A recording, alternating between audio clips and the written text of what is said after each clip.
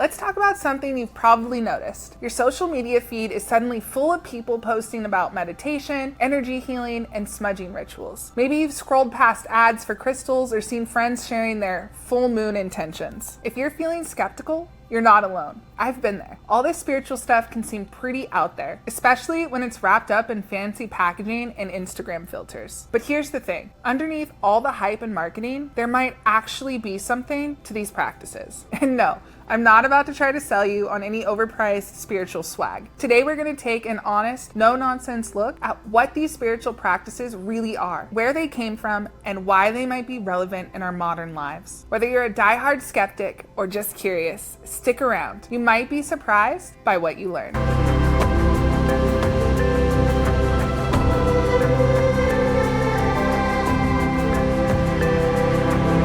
Hey there, beautiful souls. Welcome back to my channel. Today we're diving headfirst into the world of spiritual tools and practices. But don't worry, I promise there won't be any overpriced moon water or impromptu drum circles. Instead, we're gonna strip away the Instagram filters and get down to the nitty-gritty of what these practices really are, where they come from, and why they might actually be worth your precious time. We're not here to sell you on crystals or convince you to start chanting at sunrise, unless that's your thing, in which case, go for it. We're gonna explore the real deal behind these spiritual tools and practices. We'll dive into their ancient roots, the science behind them, and how they might actually be relevant in our modern, fast-paced lives. So, whether you're a skeptic who thinks sage is just something you put in your Thanksgiving stuffing, or you're curious but too embarrassed to ask what the hell a third eye is, this video is for you. Let's cutthroat the noise and demystify this stuff once and for all. Before we dive into skeptic practices, let's take a moment to appreciate the depth of knowledge our ancestors possessed. For thousands of years, humans have been developing ways to understand themselves, their communities, and the worlds around them. These weren't just random superstitions. Our ancestors were keen observers of nature, of human behavior, and of the subtle energies that connect all things. They noticed patterns in the seasons, and human emotions, and the way certain plants affected the body and mind. And they developed practices to work with these patterns. Think about it. Without modern science or technology, our ancestors managed to build thriving civilizations, navigate vast oceans using the stars, develop complex medicinal practices using plants, create art and architecture that still amazes us today. And they did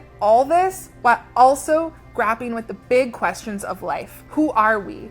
Why are we here? How do we find meaning and purpose? The spiritual tools and practices we're talking about today are part of this rich ancestral legacy. They're the distilled wisdom of countless generations, passed down and refined over millennia. So what are we really talking about when I say spiritual tools and practices? I'm referring to techniques and rituals that have been used by cultures around the world for centuries. And today, we're focusing on three main areas: ritual and ceremony. These are structured practices that often mark important transitions, set intentions, or connect us to something larger than ourselves. Our ancestors used rituals for everything from planting crops to prepping for battle. They understood that ritual helps us step out of our everyday mindset and into a space of intention and possibility. Second, meditation and mindfulness. These are techniques that help us quiet the mind, focus our attention, and become more aware of our thoughts and feelings. Ancient cultures from India to the Americas had practices for stilling the mind and accessing deeper states of consciousness. They recognized that a calm, focused mind is a powerful tool for navigating life's challenges. And third, using plants to smudge, clear, and set intentions. This involves burning specific plants like sage, palo santo, or sweetgrass to cleanse spaces, shift energy, and support intentional practices. Our ancestors had a profound connection with the plant world. They understood that certain plants had properties beyond just physical healing. They could affect our mental and emotional states,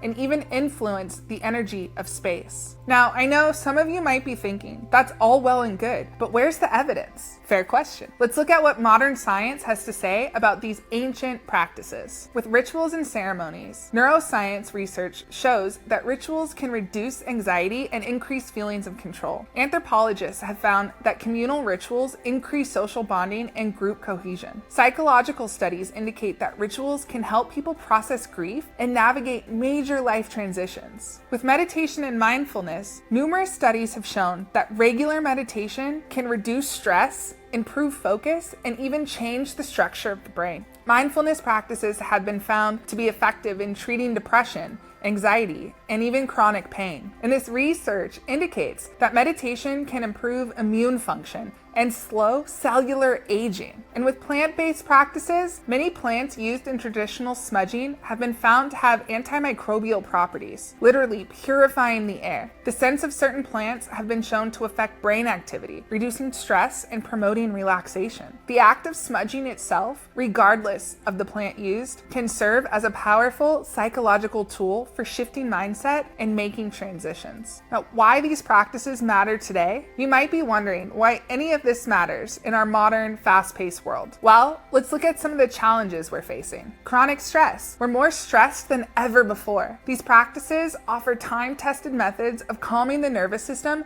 and reducing the harmful effects of chronic stress. Disconnection. Despite being constantly connected through technology, many of us feel profoundly disconnected from ourselves, from others, and from nature. These practices can help us rebuild those connections. Lack of meaning. Many people today report feeling that their lives lack purpose or meaning, and these ancestral practices offer ways to tap into something larger than ourselves and find a sense of purpose. Environmental crisis. As we face unprecedented environmental challenges, the wisdom of our ancestors who lived in closer harmony with nature becomes increasingly relevant. And mental health. With rising rates of anxiety and depression, these practices offer accessible tools for mental and emotional well-being. Now that we've covered the basics, let's dive deeper into each of these practices. We'll explore not just what they are, but how to do them and why they can be so powerful. Ritual and ceremony. Ritual and ceremonies can take many forms, but they all share some common elements. They usually involve setting an intention, creating a sacred space. This could be as simple as clearing off your coffee table,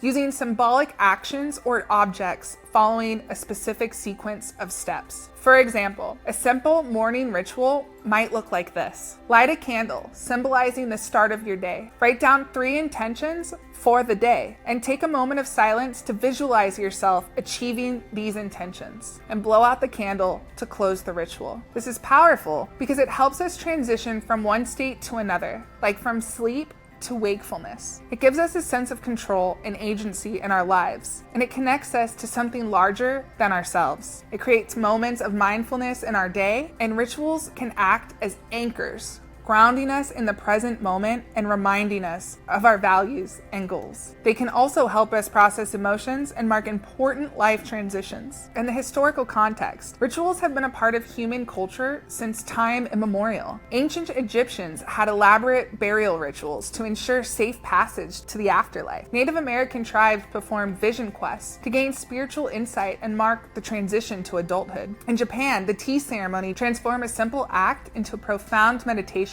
on presence and harmony. These practices weren't just superstitions. They were ways to creating meaning, fostering community, and navigating the complexities of life. 2. Meditation and mindfulness, and how. There are many forms of meditation, but a basic mindfulness meditation might look like this. Find a comfortable seated position. Close your eyes or soften your gaze. Focus your attention on your breath. And when your mind wanders, and it will, gently bring your attention back to your breath. Start with just 5 minutes and gradually increase the time. Mindfulness, on the other hand, is about bringing the same quality of attention to your everyday activities. It could be mindful eating, mindful walking, or even mindful dishwashing. And the why. Meditation and mindfulness are powerful because they reduce stress and anxiety, improve focus and concentration, increase self-awareness, enhance emotional regulation, and can lead to physical health benefits that lower blood pressure. These practices help us step out of autopilot and become more aware of our thoughts, feelings, and behaviors. This awareness is the first step to making positive change in our lives. Meditation has roots in many ancient traditions. In India, techniques like yoga and Vedic meditation date back thousands of years. Buddhists have been practicing mindfulness for over 2,500 years. Taoist meditation in China has a history of at least 2,500 years. Even in the West, contemplative practices have been part of many religious traditions for centuries. These diverse cultures all recognize the power of training the mind to achieve greater clarity, peace, and insight. Now, 3, using plants to smudge, clear, and set intentions. Smudging typically involves choosing your plant, like sage, palo santo, or sweetgrass, setting an intention, lighting the plant, and allowing it to smolder, walking around your space, allowing the smoke to fill the area, focusing on your intention as you do this. It's important to note that if you're using sage, it's crucial to source it ethically and be aware of the cultural significance of this practice. Smudging and using plants for clearing is powerful because the act of setting intention and following through with a physical action can be psychologically powerful. Many of these plants have antimicrobial properties, quite literally cleansing the air. The scent can trigger relaxation responses in our bodies. It creates a clear demarcation between before and after, helping us shift our mindset. This practice can be particularly helpful when you're trying to clear negative energy from a space, start a new project, or transition from work to personal time. The use of plants for spiritual and energetic purposes is found in cultures worldwide. Native American tribes have long used sage and sweetgrass for purification rituals. In South America, palo santo has been used for centuries for its healing and cleansing properties. And in India, the burning of incense is an integral part of many spiritual practices. Our ancestors understood the profound connection between plants, humans, and the spiritual realm. They recognized that certain plants could shift not just our physical state, but our mental, emotional, and energetic states as well. Our ancestors didn't just survive, they created rich, meaningful lives with far fewer resources than we have today. By tapping into their wisdom, we're not rejecting modern progress. Instead, we're creating a more holistic approach to life, one that honors both our ancestral roots and our modern realities. Here are some ways to start incorporating these practices into your life. Create your own rituals. What transitions or moments in your life could benefit from a bit more intention? Maybe it's a morning ritual to start your day, or an evening practice to unwind. Start small with meditation. Even 5 minutes a day can make a difference. There are many apps and online resources to help you get started. Explore plant allies. Research the traditional use of plants in your local area. Maybe there's a tea you can drink for relaxation, or a local herb you can burn for cleansing. Connect with nature. Our ancestors lived in close connection with the natural world. Spend time outdoors. Observe the seasons. Learn about the plants and animals in your area. Learn from elders. If you have access to elders in your community or culture who practice traditional ways, approach them with respect and openness to learn. And remember, the goal isn't to romanticize the past or reject modernity. It's about finding a balance, about reclaiming practices that can enrich our lives